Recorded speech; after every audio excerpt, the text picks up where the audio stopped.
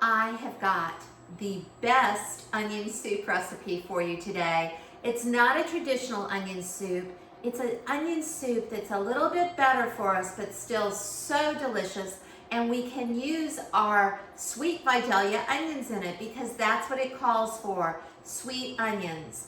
So the first thing I've done, and this is a little bit earlier, is I took 4 sweet onions. Now, I called for large sweet onions, and there's a reason, because you really need a lot of sweet onions to end up with a little bit of sweet onions after you cook them down. This is not what I call a large sweet onion. So I actually, instead of the 4 the recipe calls for, I actually used 8 of these kind of small sweet onions. Unfortunately, they're not Vidalia, but you can absolutely use Vidalia if you've got them. So I used 8 sweet onions about this size. I cut them in half, peeled them, and then sliced them pretty thinly. After I did that, I put about 2 tablespoons of oil in my pot right here, and then I turned it on low and slow. While they started cooking, I put in about a tablespoon of sweet smoked paprika and some salt and pepper, and then I just let them go. And they cooked down in about 25 minutes. So I started it on medium, and then as they kept getting softer and more caramelized, I actually ended up turning it down to simmer by the end of my 25-30 minutes. And I just want to show you what this looks like. Look at that gorgeous onion. It's red from the smoked paprika, and it's also just literally falling apart. After that, I put my garlic in there, 2 grated cloves of garlic, and then just stirred it around, and it's now aromatic and delicious. So I'm going to put the rest of the ingredients in so that we can have soup that looks just like this. So just a couple other ingredients. I have got some thyme here. So this is just ground thyme, not ground thyme, whole thyme, but dried, and it's about a teaspoon of thyme. And then I'm going to put a bay leaf in. Y'all, bay leaves last forever, and to be honest with you, if you don't have a bay leaf, you don't need to put it in there. Go buy them, but a lot of people still do have bay leaves. You'll notice this one's still kind of green and a little bit of soft, so this I know has got a lot of flavor to it still. Okay, I'm going to put my thyme right in there, and then next up, I am going to just stir it around, and this is when I'm going to put my stock in there.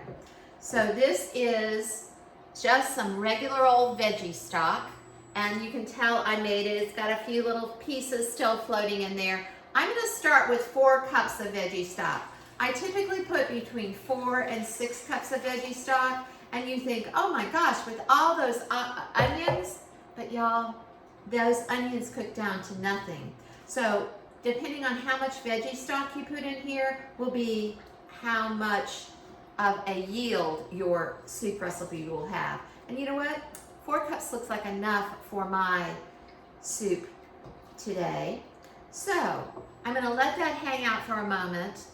I will let it cook down for at least 5 minutes, right? If you got lots of time this afternoon, go ahead and let it cook down for 30 minutes or an hour.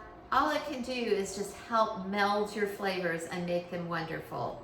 So I'm going to grab my ladle because we're going to pretend that time passes, okay? And my soup has been hanging out for 10-15 minutes with that bay leaf and thyme. Let me grab my ladle, we'll put some soup in a bowl, and I'll show you how to garnish it.